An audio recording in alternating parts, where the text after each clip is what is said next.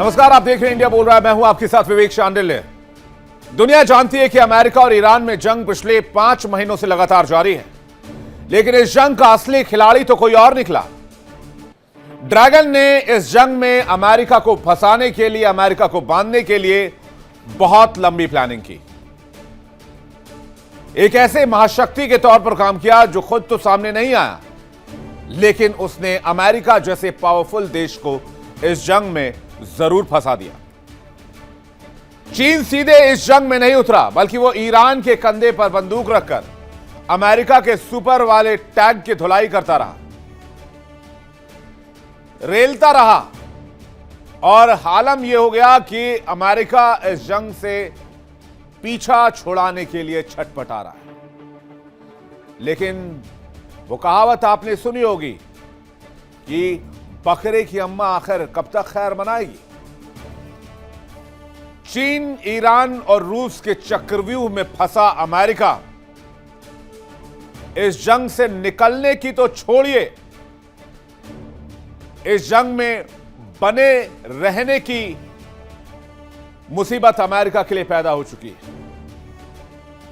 चीन ने खुफिया जानकारी, सटीक इंफॉर्मेशन, सटीक लोकेशन, मिसाइल टेक्नोलॉजी, बारूद, हथियार, मैनपैड्स, ऐसे ऐसे हथियार ईरान तक पहुंचाए जिसकी खबर कानो कान अमेरिका तक नहीं पहुंची। और अमेरिकी सैन्य ठिकानों पर जो ताबड़तोड़ तबाही हुई, पिन पॉइंट लोकेशन पर चुन चुनकर हमला, ना दाएं ना बाएं, ना 1 इंच लेफ्ट ना 1 इंच राइट, बिल्कुल प्रिसाइज लोकेशन पर attack. Donald Trump Xi Jinping के पास पहुंचे मई 2026 में। तस्वीर मैंने आपके सामने लगा दी है। दोस्ती की दुहाई दी, सोचा जिनपिंग को मना लिया जाएगा। विनती इतनी थी कि भाई आप ईरान को सपोर्ट करना बंद कर दीजिए। लेकिन अरे ट्रंप साहब, हम हिंदुस्तानियों से आपने अगर पूछा होता, एक बार कांटेक्ट किया होता, आप मुझसे ही पूछ लेते, मैं आपको बता देता, आपको अधिकारियों से भी संपर्क करने की कोई जरूरत नहीं थी। ड्रैगन की फितरत, ड्रैगन की चाल, ड्रैगन की नीयत, ड्रैगन का चरित्र एक एक हिंदुस्तानी बहुत अच्छी तरीके से जानता है। लेकिन आपका सीआईए कैसे पीछे छूट गया? आपकी खुफिया एजेंसी कैसे गच्चा खा गई? चलिए मैं आपको खबर बताता हूं। खबर यह है कि एक तो चीन ने ईरान के साथ 600 करोड़ डॉलर की हथियार की डील की है, और दूसरी खबर यह है कि बैकडोर से चीन लगातार ईरान को बारूदी सपोर्ट देता रहा है। तो मई का दौरा तो ट्रंप साहब फेल हो गया। अब क्या करेंगे आप? अब चीन बैकडोर से निकलकर आपके मुंह पर आकर खड़ा हो गया है। आपने लाख धमकियां दी चीन को, लाख धमकियां दी रूस को। रूस को तो खैर आपने जंग में उलझा रखा है, लेकिन चीन ने तो आपकी बात नहीं मानी और 610 करोड़ की बारूदी डील कर डाली। इस डील के तहत चीन ईरान को ऐसे खतरनाक और अत्याधुनिक हथियार दे रहा है जिससे ईरान समंदर से लेकर आसमान तक अमेरिकी सैन्य साजो सामान, अमेरिकी बेस और अमेरिकी सैनिकों को धुआं धुआं कर देगा। अब सवाल यह कि इस बर्बादी के खेल में चीन का फायदा क्या? चीन तो बगैर नफा नुकसान के कुछ करता ही नहीं है। ये बिल्कुल आप जो बोलते हैं ना, वो फर्स्ट कॉपी, ये अमेरिका का फर्स्ट कॉपी है चाइना। ये बगैर अपने फायदे के कोई चाल नहीं चलता। ठीक वैसे ही जैसे अमेरिका पूरी दुनिया को डॉलर की नजर से देखता है, सिर्फ उसे अपने देश, अपने मेनलैंड की चिंता है, अपने सोवरेनिटी की चिंता है, संप्रभुता की चिंता। बाकी पूरी दुनिया अमेरिका के लिए प्लेग्राउंड है। और ठीक वैसे ही चाइना है, जिससे पाला पड़ा है डोनाल्ड ट्रंप का और अमेरिकियों का। खैर, जवाब यह है कि फायदा ही फायदा है भाई ड्रैगन का। पहली बात, अमेरिका जितना मिडिल ईस्ट के दलदल में फंसेगा, उतना ही उधर ताइवान, साउथ चाइना सी में दबदबा बढ़ाएगा। दूसरी बात यह कि इस जंग की वजह से ईरान का जो तेल है उसके लिए वो डील कर चुका है पहले ही चाइना। तीसरी बात यह कि चीन के हथियारों की बिक्री बढ़ रही है। भाई बहती गंगा में वो भी हाथ धो ले। और अमेरिका की जो ग्लोबल सुपर पावर की साख थी वो मिट्टी में मिल चुकी है। जिसे कहते हैं खाया पिया कुछ नहीं, गिलास तोड़े 12 आने। साफ है मिडिल ईस्ट में बहने वाला खून ईरान और अमेरिका के सैनिकों का है, लेकिन इस तबाही की स्क्रिप्ट बीजिंग में लिखी जा रही है। मौर्य लड़ रहे हैं, शह और मात का खेल जारी है। खेल ड्रैगन अपने बंद कमरों से कंट्रोल कर रहा है। अमेरिका के वर्चस्व को खत्म करने का चीन का ये दाव क्या थर्ड वर्ल्ड वॉर लेकर आएगा, यह भी बहुत बड़ा सवाल है। बातचीत करने के लिए मेहमानों का एक बड़ा पैनल हमारे साथ जुड़ रहा है। ब्रिगेडियर शारदेंदु हमारे साथ जुड़ रहे हैं, रक्षा विशेषज्ञ, बहुत स्वागत है आपका। लेफ्टिनेंट कर्नल जय सोढ़ी हमारे साथ जुड़ रहे हैं, रक्षा विशेषज्ञ, बहुत स्वागत है आपका। भरत बरई हमारे साथ जुड़ रहे हैं, राजनीतिक विशेषज्ञ, जियोपॉलिटिकल एक्सपर्ट, बहुत स्वागत है आपका। फिरोज मीठी बोरवाला हमारे साथ जुड़ रहे हैं, बहुत स्वागत है आपका। ब्रिगेडियर शारदेंदु सर से मेरा पहला सवाल है कि चाइना का गेम क्या है सर? अमेरिका को रोकना, अमेरिका को उलझाना, ईरान को एम्पावर करना, ईरान को हथियार देना, या अमेरिका को सुपर पावर की गद्दी से उतार देना? कितने पॉइंट्स पर खेल रहा है ड्रैगन? देखिए, चाइना की तो ये एक बड़ी लॉन्ग टर्म पॉलिसी है। उसके नी जर्क ना तो एक्शन होते हैं ना वो पॉलिसीज होती हैं। वो बड़े दूर की गेम खेलता है और इसी के तहत पहले उसने सी लाइन ऑफ कम्युनिकेशन जो है उसको सिक्योर किया, और जिस तरीके से अमेरिका ने उसको मिडिल ईस्ट और वेनेजुएला में कॉर्नर किया, अब वो अमेरिका को इस युद्ध में लंबे समय तक फंसा के रखेगा। और देखिए, हर दिन स्टेक्स बढ़ते चले जा रहे हैं। जिस तरीके से सऊदी अरेबिया को भी इसने युद्ध में लपेट लिया है। सऊदी अरेबिया ने अमेरिका के साथ मिलकर इराक के दक्षिणी ईस्टर्न इराक में जिस तरीके से हमला किया। अब तो ये भी खबरें आ रही कि ईरान के ड्रोन ने इजिप्ट के जो बंदरगाह हैं जो मेडिटेरियन सी में खुलते हैं उस पे अमेरिकन पेट्रोल टैंकर पे स्ट्राइक किया हुआ है। तो कहने का मतलब ये कि जो चाइना है एक तरफ ईरान की हार्डवेयर में मदद कर रहा है। युद्ध के पहले भी बड़े बड़े जहाज ये तेहरान में उतरे थे। अब तो बिल्कुल क्लियर कट है कि man portable air defence system वो सप्लाई कर रहा है। साथ में जिस तरीके से आपने तमाम मिसाइलों का जिक्र किया, दिखाया अपने इनिशियल रेफरेंस में, तो दिखाता है कि पूरी तरीके से ईरान के सपोर्ट में चाइना खड़ा हुआ। वो अपने सामान बेच रहा है, उसको फायदा है, कॉमर्शियल फायदा भी हो रहा है, और साथ में अमेरिका को वो ड्रेन करने की कोशिश करता जा रहा है। अमेरिका की इकोनॉमी और पेट्रो डॉलर का वर्चस्व खत्म हुआ नहीं कि अमेरिका उसके बराबरी पे आ जाएगा। ये एक लॉन्ग टर्म गेम है।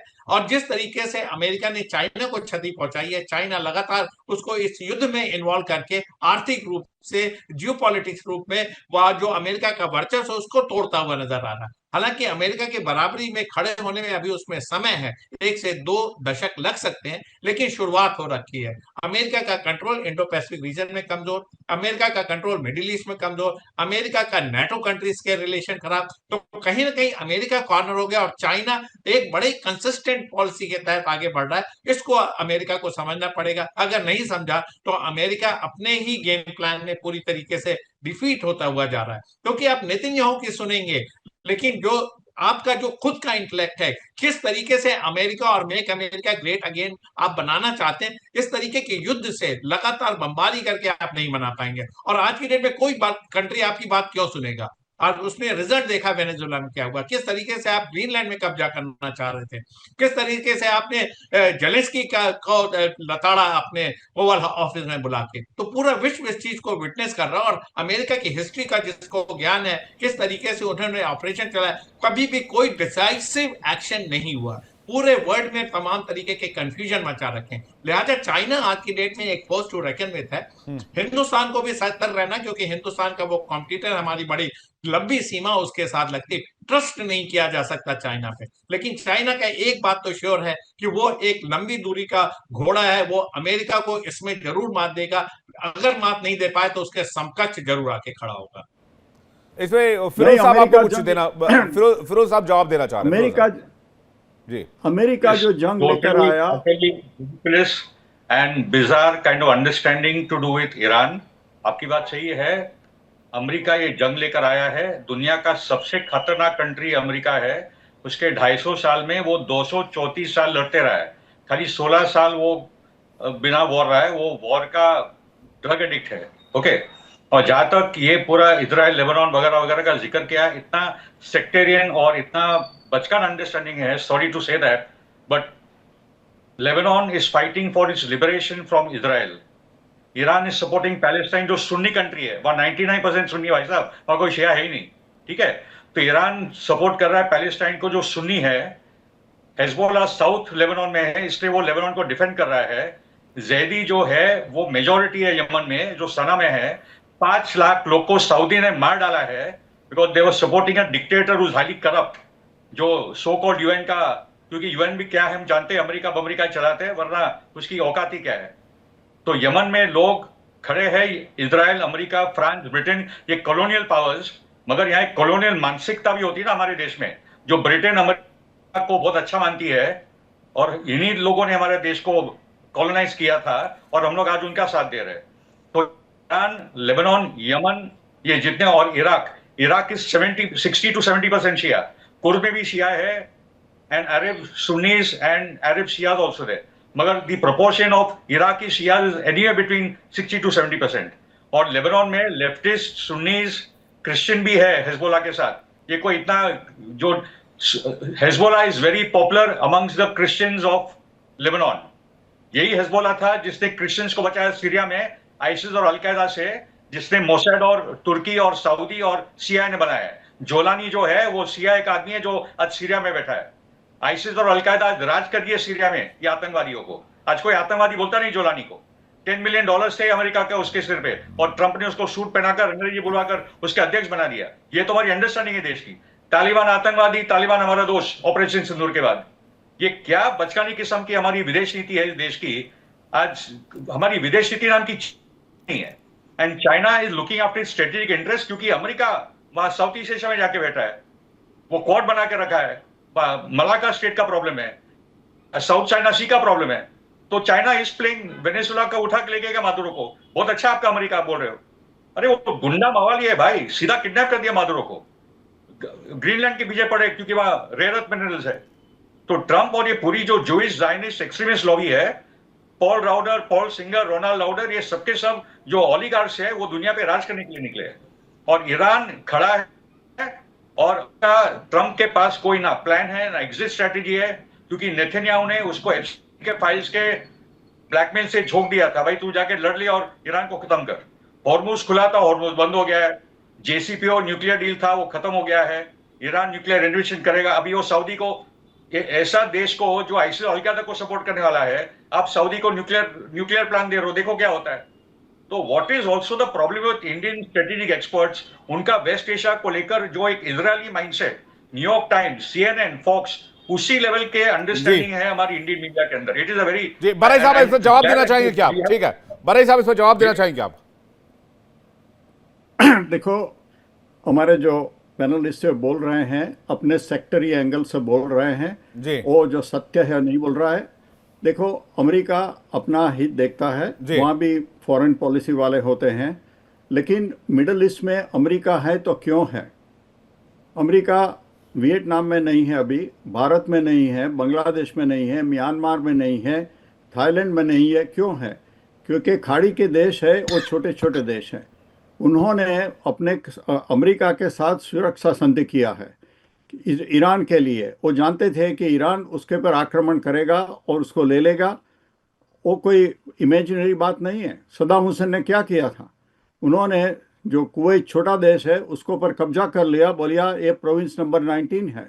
तो ये लोग जो खाड़ी के हैं, खास करके कतार, कुवैत, बहरीन, यूनाइटेड अरब अमीरात, उन सब लोगों को ये डर था और अभी भी है। और ये डर तो ज़्यादा पक्का होगा कि ईरान उसके पर आक्रमण करके उसके ऑयल और गैस पर कब्जा करना चाहता है, अपना बड़ा साम्राज्य करना चाहता है। कोई कतार की आदमी मरा है क्या? कोई मरा है क्या उधर? एक अरब मरा है तो बताओ। अमेरिकन बेसिस जिन्हें उस इलाके को कब्जा कर कहा है, ये जॉर्डन की जनता सपोर्ट करे, कतर की जनता, कुवैत की जनता, सब ईरान को सपोर्ट करे। वहां के राजा भागना पड़ेगा। ये देश में कोई डेमोक्रेसी नहीं है। एक एक करके प्लीज, एक एक करके सर। फिरोज जी, आ रहा हूं आपके पास, क्योंकि सोनी सर भी बहुत देर से वेट कर रहे हैं। हाँ, जय हिंद विवेक जी। जय सर। ये मेरा सौभाग्य कि मैं आपके न्यूज चैनल पर हूं, विख्यात को पैलेस के साथ।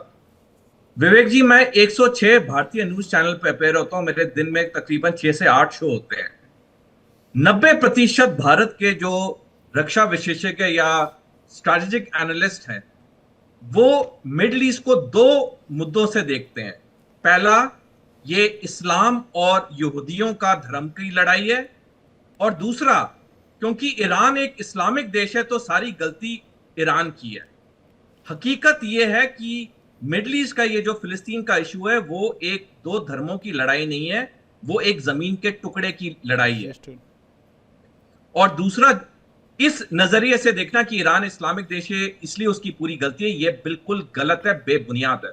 मैं दशकों से अनुरोध करूंगा 4 ऑफिशियल डॉक्यूमेंट जरूर पढ़ें जो भारत के 90% एनालिस्ट ने नहीं पढ़ा आज तक। पहला है मैकमोहन हुसैन करस्पॉन्डेंस 1915 का, दूसरा है साइक्स पाइकॉट एग्रीमेंट 1916 का, तीसरा है बालफूर डिक्लेरेशन 1917 का, और चौथा है संयुक्त राष्ट्र का रेजोल्यूशन 181/2 29 नवंबर 1947 का। जब ये 4 ऑफिशियल दस्तावेज कोई पढ़ेगा उसे समझ आ जाएगी ये फिलिस्तीन और मिडिल ईस्ट का मुद्दा क्या है। अब मैं आपके मूल प्रश्न पे आता हूं। विवेक जी, देखिए, किसी भी देश के अंदर जो हो रहा है उस देश की अपनी निजी प्रॉब्लम है।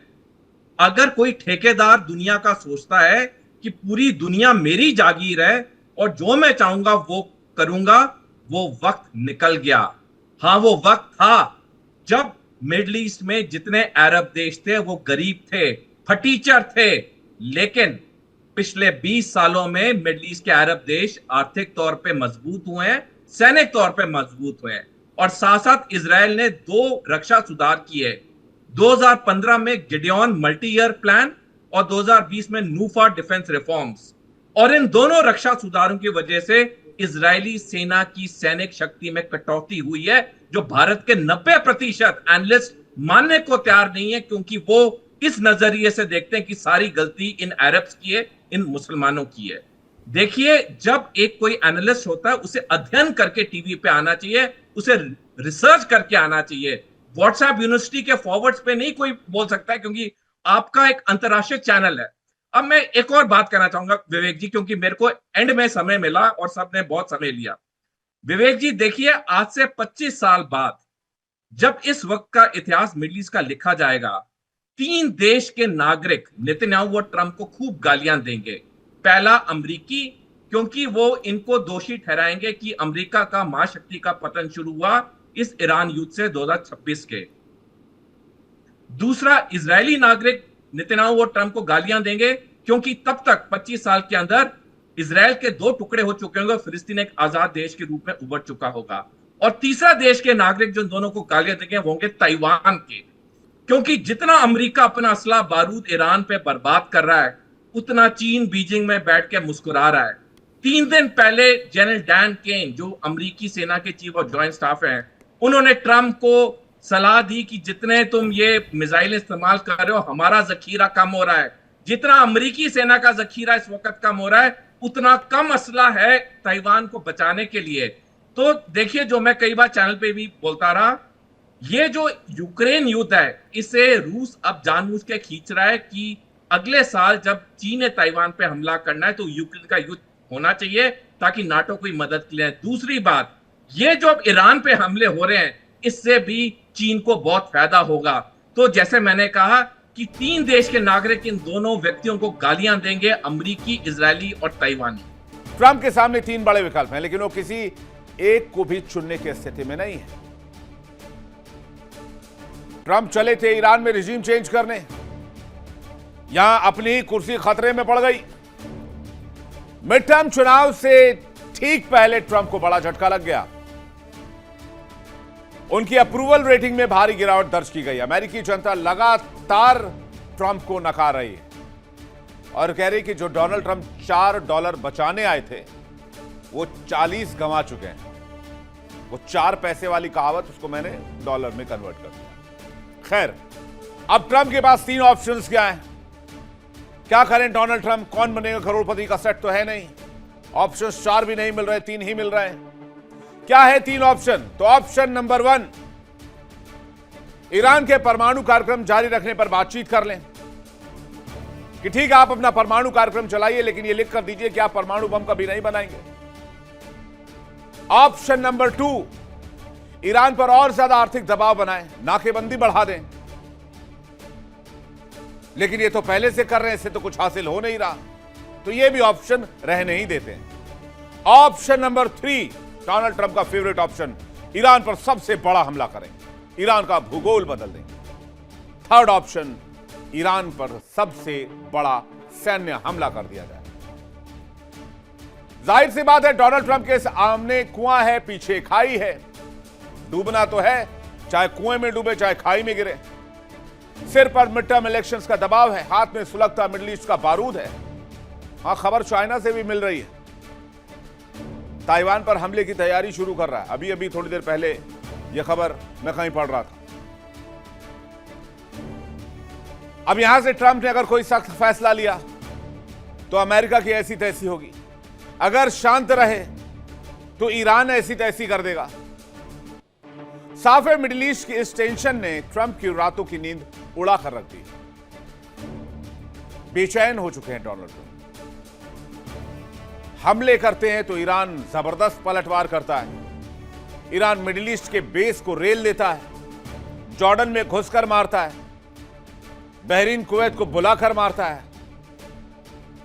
सऊदी के ऊपर हालांकि अभी तक हमले नहीं हुए, लेकिन सऊदी के ऑयल इंफ्रास्ट्रक्चर और बेसिस को निशाना बनाता है। अब आपको बताते हैं अमेरिका में ट्रंप की फिलहाल की स्थिति क्या है। खाड़ी में तो बहुत बुरी स्थिति है। मिडिल ईस्ट में तो अमेरिका अपनी तो छोड़िए, अपने सैन्य बेस की तो छोड़िए, अपने साथियों की सुरक्षा नहीं कर पाया। और ईरान जब चाहता है तब मिसाइल दागता है, और इस मिसाइल दागने का असर डोनाल्ड ट्रंप की अप्रूवल रेटिंग पर हुआ है।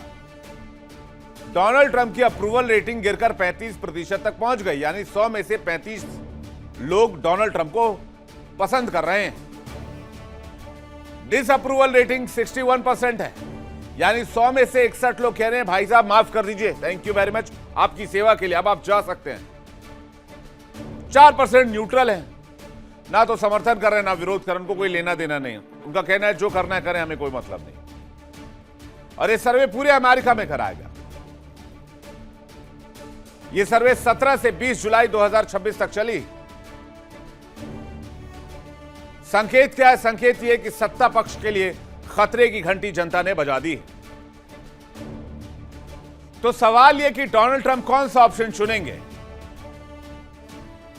क्योंकि चक्रव्यूह में तो फंस चुके हैं, निकलने का तो सवाल ही पैदा नहीं होता। कुर्सी जाएगी नहीं लेकिन बचेगी भी नहीं। राष्ट्रपति रहेंगे लेकिन फैसले बड़े नहीं ले पाएंगे, जिस तरह से मनमाने तरीके से फैसले लेते हैं अभी।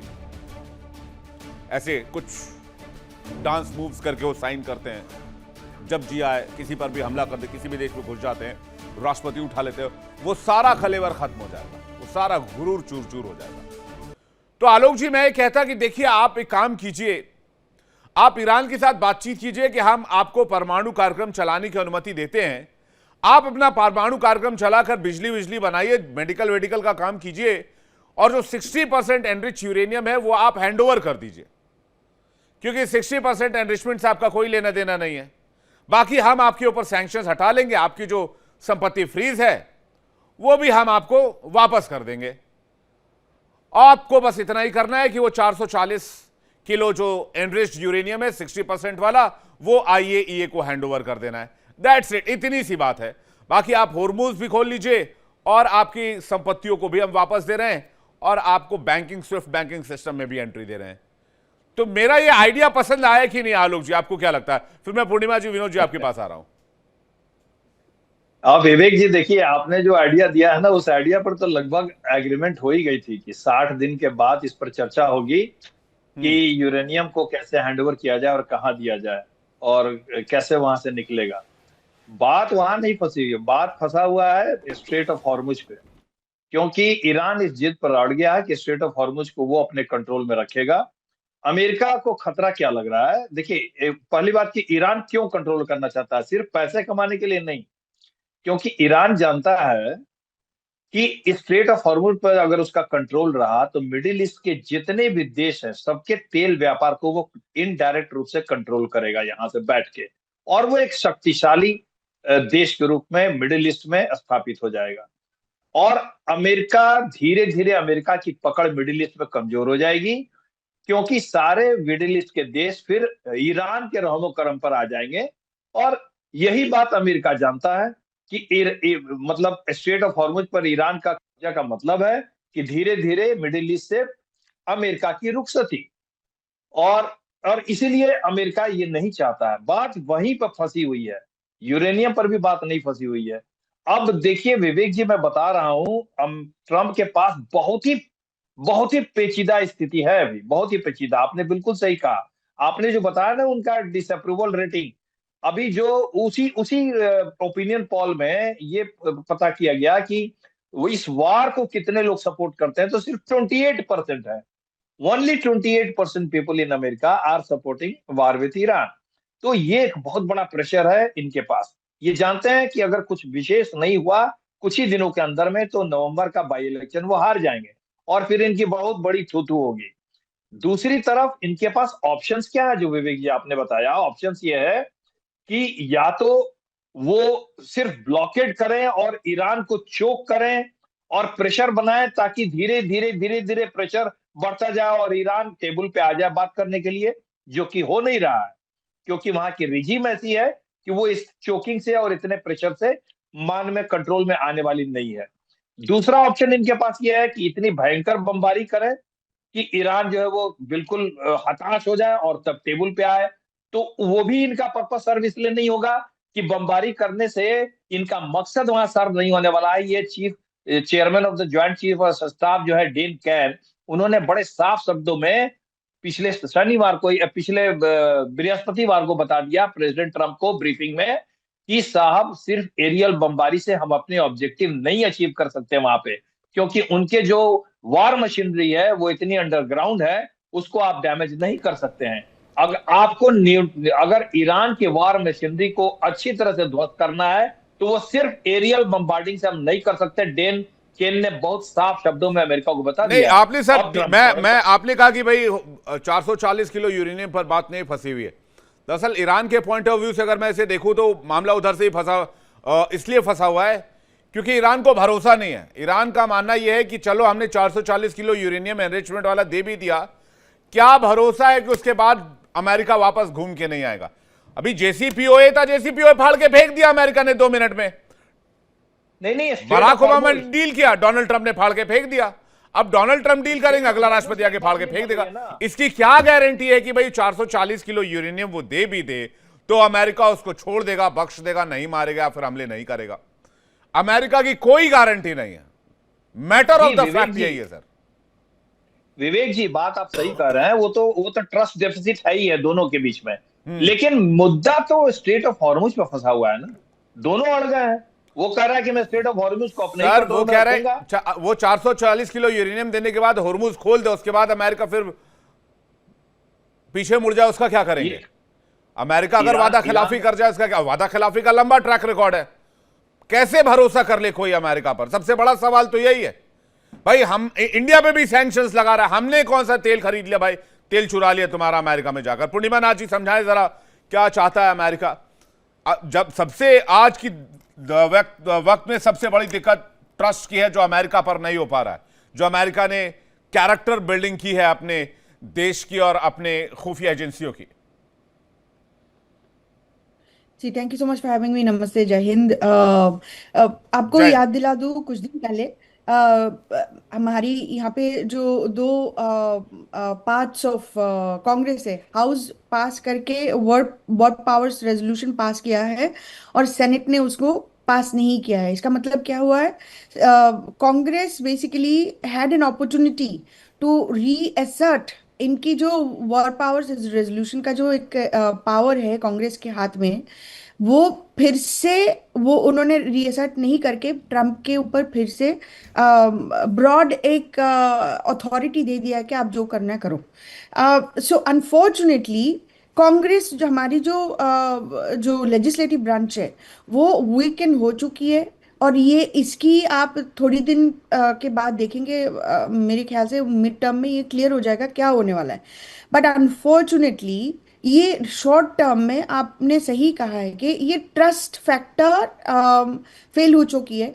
आपको 2 दिन की पहले बात याद दिला दूं, इट्स नॉट जस्ट रिपब्लिकन, ये डेमोक्रेट में भी सेम सिचुएशन है। ये डेमोक्रेटिक एक सेनेटर है जिसका नाम है डिक ब्लूमेंथल। उनके स्टेटमेंट आप देख लीजिए, वो लिटरली इंडिया और चाइना को दोष दे रहे कि वो रशिया को एम्पावर कर रहे हैं उनका ऑयल खरीद के, और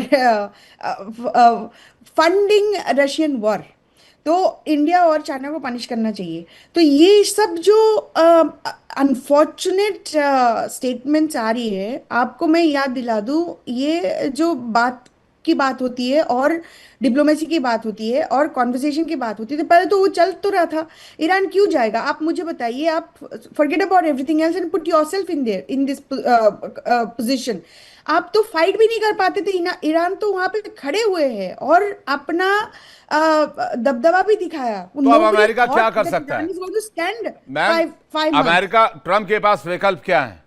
मिड टर्म इलेक्शन हार गए तो आधी शक्तियां तो वैसे ही खत्म हो जाएंगी जी।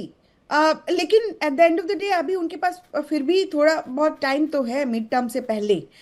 तो वो चाहते, अभी different people with in the administration is also saying different things. आपको याद दिला दूं, पहले जाके वांस is the one who saying that यहाँ से निकलो। बट जो मार्को रूबियो है वो बहुत टफ और माचो मैन की जैसा बात करते हैं। वो ईरान को स्टेट ऑफ हॉर्मुज दे देना है, ब्ला ब्ला ब्ला। एंड उसके बाद आप हेक्सेट को देखिए, he wants to go literally bombard.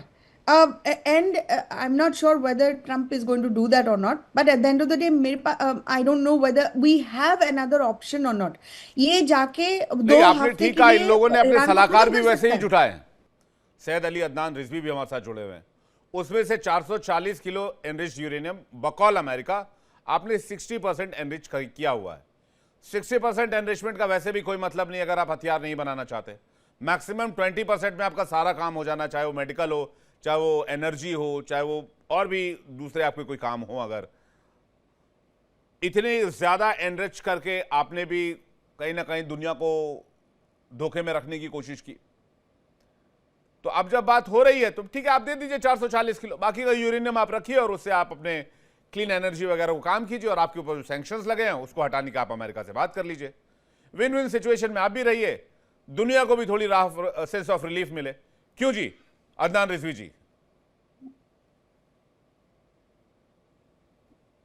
जी बहुत बहुत शुक्रिया विवेक जी। सबसे पहले तो आपको और तमाम देखने वालों को सलाम अर्ज है जी, बहुत धन्यवाद। अब तक मैं पिछले 6 महीने से आपके साथ जब जुड़ता था तो मैं हिंदुस्तान में मौजूद था, लेकिन आज पहली मर्तबा पिछले 3 दिन पहले मैं ईरान वापस लौट कर आया हूं, और आज पहली बार मैं आपके चैनल पर बहुत दिनों के बाद ईरान से लाइव हूं।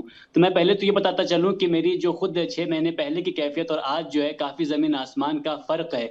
हर रात जो मैं अब तक सुनता था कि लोग बाहर निकलते हैं सड़कों पर और जो है इंतकाम का मुतालबा करते हैं और ट्रंप को और नेतन्याहू को मारने की बात करते हैं, वो मैं अपनी आंखों से देख रहा हूँ। ये जो भी बात कही जाती है और पिछले 5 महीने से बात कही जा रही है कि ईरान तो खाक में मिल गया, ईरान तबाह हो गया, मुझे वो खाक कहीं नजर नहीं आई, मुझे वो चीज नजर नहीं आई। मैं तेहरान से कुम जो है 120 किलोमीटर का फासला है, मैं वहां से यहां तक आया और कुम में मैं टहल रहा हूं, मुझे कोई ऐसी जमीन, कोई ऐसा इलाका नजर नहीं आया जो खाक में मिलता हुआ हो। लेकिन हाँ, कुछ ऐसे तेहरान में वो हॉस्पिटल्स हैं, स्कूल्स हैं, खासकर जो साहिली इलाका है, जो समुद्री इलाका है, स्टेट ऑफ हॉर्मुज का इलाका है, वहां पर काफी तबाहियां हैं। लेकिन यूं कहा जाए कि पूरा ईरान खाक में बदल गया है, ये मेरे ख्याल से हमारी कम समझी है और हमें कम मालूमात है। दूसरी बात ये कि मेरा सवाल ये है कि असल में ट्रंप के पास ऑप्शन बचा ही नहीं है। सारा खेल, सारा मैदान जो है वो अब ईरान के हाथ में है। ईरान तय कर रहा है कि ट्रंप को इस जंग से कब निकलना है और कब नहीं निकलना है। ट्रंप ने 40 दिन की जंग ईरान पे थोप के देख ली कि जीत मुमकिन नहीं है। सीज फायर करके देख लिया, उसमें भी ट्रंप हारे। MOU साइन हुआ, उसका उल्लंघन भी ट्रंप ने किया। अपनी नाक के बंदियों के बावजूद आज तक कोई एक शिप भी ट्रंप स्ट्रेट ऑफ हॉर्मुज से नहीं गुजार पाए। उसके साथ साथ जितने भी हमले अब ईरान कर रहा है, अभी तक ईरान ने जॉर्डन पर हमला उस तरह से नहीं किया था, ईरान ने जॉर्डन पर हमला किया। अब ट्रंप के पास ये तक ऑप्शन नहीं है कि अगर ईरान की तरफ से 2 मिसाइल्स आ रही हैं तो वो चॉइस करते हैं कि किसको मारें, किसको रोकें और किसको ना रोकें, क्योंकि उनके पास भी हथियार की कमी होती जा रही है। तो खुलासा यह है कि अब मिड इलेक्शन से पहले ट्रंप के पास ऑप्शन नहीं है कि वो इस जंग से निकले, मगर ये कि वो अपनी धमकी भरे लहजे को खामोश करें और सलीके से आके प्यार से बात करें। और वो जो ईरान की शर्तें हैं कि पूरे मिडिल ईस्ट से अमेरिकी फौजियों को निकलना होगा और इस बात की जमानत देनी पड़ेगी कि ईरान पर अब कभी दोबारा हमला नहीं होगा। आपने देखा होगा अभी भी MI6 मोसाद के एजेंट्स जो है वो अभी भी बाज नहीं आए हैं, वो मुश्तबा खामनेई के ऊपर प्रेशर डाल रहे हैं कि वो कहां पर छुपे हैं, कहां पर बैठे हैं। तो इस तरह से ईरान जो है वो पीछे हटने वाला नहीं है। ईरान की आवाम सड़कों पर यही मुतालबा कर रही है कि हमें खून का बदला खून से चाहिए, और ईरान की हुकूमत भी इसी तरह से आगे बढ़ रही है। जी, खत्म हुई बातचीत की टेबल पर खत्म हुई है कि नहीं? मैं बस ये कह रहा हूं कि अगर अमेरिका और ईरान जी इस बात पर सहमत हो जाए कि भाई आपने जो 60% यूरेनियम एनरिच किया हुआ है वो आप हैंडओवर कर दो, बाकी हम आपको सैंक्शंस में रिलीफ दे देंगे, होर्मुज में भी आपको रिलीफ दे देंगे, बाकी जगहों पर हम अपना नेवल ब्लॉकेट भी हटा लेंगे, हम आपको स्विफ्ट बैंकिंग सिस्टम में भी वापस ले आएंगे, हम सारी सहूलियतें सारी रियायतें दे देंगे, हम आपकी फ्री संपत्तियों को दोबारा ओपन कर देंगे। तो क्या ईरान वो 440 किलो यूरेनियम नहीं दे सकता IAEA को या US के हवाले नहीं कर सकता, जिससे कि उसको एक सेंस ऑफ रिलीफ हो जाए कि ठीक है ईरान अभी परमाणु हथियार नहीं बना पाएगा? बिल्कुल मेरा तो ये कहना है कि न सिर्फ ये कि दे नहीं सकता है, दे देना चाहिए। लेकिन सवाल विवेक जी ये है कि आप इंसाफ से दिल पर हाथ तक बताइए कि इस बात की जमानत कौन देगा, भरोसा कौन? क्या आप ये बता सकते हैं कि अगर ईरान ने दे भी दिया तो क्या ये ब्लॉकेड हट जाएंगे? क्या दोबारा मुश्तबा खामनेई पर हमला नहीं होगा, या जो है अमेरिका बाद हो जाएगा? तो सवाल ये नहीं है, पहला सवाल ये है कि अमेरिका पर ईरान को बिल्कुल भरोसा नहीं है। दूसरी बात अहम तरीन ये है कि अमेरिका जिस बात के वहीं पर आ गई, मैं समझ गया आपकी बात आलोक जी, यही तो मैं कह रहा था कि वो अग्रीमेंट करके अगर दे भी दें, बाद में अग्रीमेंट वो तोड़ भी देगा तो अमेरिका से कौन पूछने जा रहा है कि भाई आपने अग्रीमेंट क्यों तोड़ा? कोई पूछ रहा है क्या? देखिए विवेक, वो अटैक भी कर दे तो कौन पूछने जा रहा है आपने ईरान पर दोबारा क्यों हमला किया? अब तो ईरान के पास 440 किलो यूरेनियम भी नहीं रहेगा जो वो सौंप चुका होगा IAEA को। फसाद की जड़ ही US है क्या आज की तारीख में? हाँ ठीक है, मानता हूं मैं, लेकिन उसका एक तरीका है विवेक जी। उसका ये तरीका यह है कि ईरान ये बोल सकता है कि यूनाइटेड नेशंस और रशिया को भी बीच में साथ में लाइए, दोनों तरफ से गारंटी हो, मैं यूरेनियम देने को तैयार हूं और स्ट्रेट ऑफ हॉर्मुज खोलने को तैयार हूं। वो तो बोल ही नहीं रहे स्ट्रेट ऑफ हॉर्मुज खोलने के लिए, बोल रहे कि नहीं हम बिल्कुल स्ट्रेट ऑफ हॉर्मुज नहीं खोलेंगे, और अमेरिका कह रहा है कि आपको खोलना ही पड़ेगा। बात वहां पर ही फंसी हुई है ना। अब देखिए विवेक जी, मैं आपको बता रहा हूँ इधर हुआ क्या है, जो आपके दर्शकों को बताना चाहूंगा आपके चैनल के माध्यम से। अभी जो पूर्णिमा नाथ जी ने बताया ना, वहां पे कांग्रेसमैन और सीनेट मेंबर्स की एक सीक्रेट ब्रीफिंग की गई है मार्को रूबियो और पीट हेग्सेथ के द्वारा। उस ब्रीफिंग से जब लोग निकल के आए हैं कांग्रेस मेंबर्स, उसके बाद सीनेट में ये पास हुआ है 53 वर्सेस 47 वोट से कि भाई प्रेसिडेंट ट्रंप को आक्रमण करने के लिए, रोकने के लिए कांग्रेस बाध्य नहीं करेगी। जो पूर्णिमा नाथ जी ने भी बताया ना कि उनको हाथ फ्री कर दिए हैं, वो ये डिसीजन है। और उसके बाद से जब मीटिंग के बाद से वहां एक सीनेटर है क्रिस मर्फी, वो डेमोक्रेट है, कनेक्टिकट के हैं, और उन्होंने क्या कहा है, उन्होंने कहा है कि this is serious as it gets. उन्होंने हमें रूम में बताया कि अभी आने वाले दिनों में अमेरिकी सैनिकों की भी मौतें होंगी, इसके लिए हमें तैयार रहना होगा। सो ही शोइंग शॉक कि जो प्लानिंग जो बताई गई है पीट हेग्सेथ के द्वारा और मार्को रूबियो के द्वारा, सारे कांग्रेसमैन को बताया गया है कि आपके पास, हमारे पास ऑप्शंस क्या क्या है और हमारे पास खतरा क्या है और हम फ्यूचर में क्या करने जा रहे हैं। तो वो जो पिक्चर वहां से सेनेटर्स ने और कांग्रेसमैन ने ब्रीफिंग के बाद आकर के दी है, वो अच्छी पिक्चर नहीं है। नेतन्याहू की मीटिंग हुई है, उसके बाद तुरंत बाद सऊदी अरेबिया के प्रिंस के जो भाई हैं वो आए हैं, उन्होंने अपनी तरफ से बोला कि वो एस्केलेट नहीं करना चाहते हैं अभी।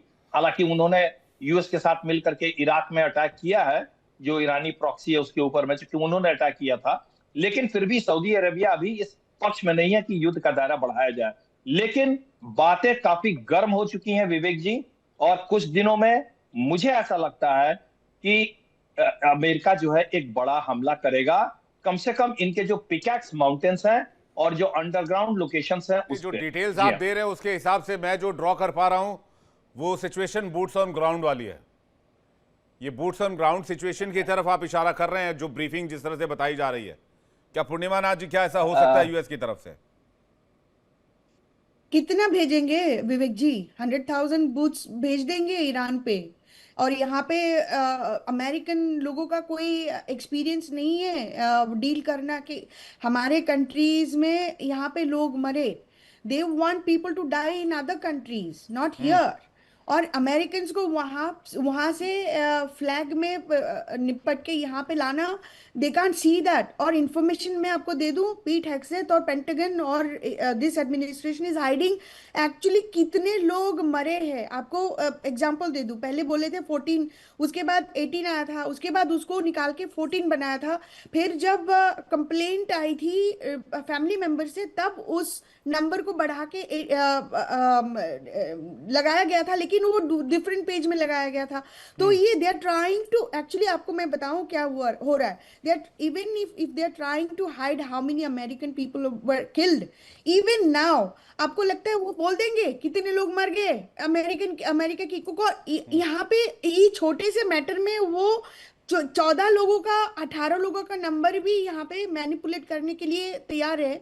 और आपको नहीं लगता कि बड़े बड़े मैटर में, जैसे आप थोड़ी देर पहले सर ने बताया था कि अगर ईरान ने दे भी दिया यूरेनियम, कैसे आप ट्रस्ट करोगे कि America is not going to attack? तो फिर तो डेडलॉक में फंस चुके हैं। और आप कह रहे हैं बूट्स ऑन ग्राउंड करने की नहीं सोचेगा फिलहाल अमेरिका। ब्रिगेडियर साहब, आपको क्या लगता है? बिल्कुल अमेरिका की जरूरत नहीं है कि वो अपनी जो ट्रुप्स हैं उनको ईरान में उतारे। देखिए, रही बात कुर्दिस्तान की, जहां से उसको कुछ सपोर्ट की उम्मीद थी, लेकिन उसने कुर्दिस्तान के पीठ में भी छुरा भोंका है। और आपने खुद अपने नैरेटिव में कहा था कि भाई अमेरिका एक डिपेंडेबल अलाई नहीं है। दूसरा, जिस तरह का जुनून ईरान की जो फौज है, चाहे वो IRGC हो या और बाकी जितने उनके मतलब मिलिशियाज हैं या जो उनकी और फौज है, उनके ऊपर अब पूरा जुनून सवार हो रखा है। देखिए, किसी भी युद्ध को जीतने के लिए आपको 3 चीजों की जरूरत पड़ती है, man, material and moral. Moral Iranian army का बहुत हाई है, ठीक है। दूसरा, मटेरियल सपोर्ट इतना कम नहीं है जितनी लोग मतलब उसकी उम्मीद लगाए बैठे हैं, क्योंकि बाकी के देश भी उसको सपोर्ट कर रहे हैं। और तीसरा, आप देखिए, मैन, कोई कमी नहीं है ईरान में। आप देखिए, हर 12 या 14 साल का बच्चा बिल्कुल तैयार है, महिलाएं तैयार हैं कि साहब हम अपने मुल्क के लिए लड़ेंगे। तो ये सबसे बड़ी भूल होगी अमेरिका की। उसने वियतनाम में एक मतलब अपना किस तरह से उसका नुकसान हुआ वो देखा, अफगानिस्तान में उसने देखा। अब तो देखने वाली बात होगी ब्रिगेडियर साहब कि अमेरिका कौन सा ऑप्शन चूज करता है, क्या किस विकल्प की तरफ जाता है। ये बहुत डिपेंड करेगा अमेरिका के अभी के सिचुएशन पर, खास करके इस ऐसे वक्त में जब उसके मिसाइल्स के स्टॉक की भारी कमी की बात की जा रही है। बहरहाल, आप मेहमान को बहुत शुक्रिया हमारे साथ जुड़ने के लिए, अपना कीमती वक्त देने के लिए। समय सीमित था, बहुत बहुत धन्यवाद। खास पेशकश में फिलहाल इतना ही, वक्त एक ब्रेक का है, फौरन लौट रहे हैं। देखिए इंडिया डेली 24/7 अब आपकी स्मार्ट टीवी पर। इंडिया डेली मौजूद है सभी डिजिटल प्लेटफॉर्म पर लाइव और लगातार। इंडिया डेली 24/7 हर दिन राष्ट्र को समर्पित।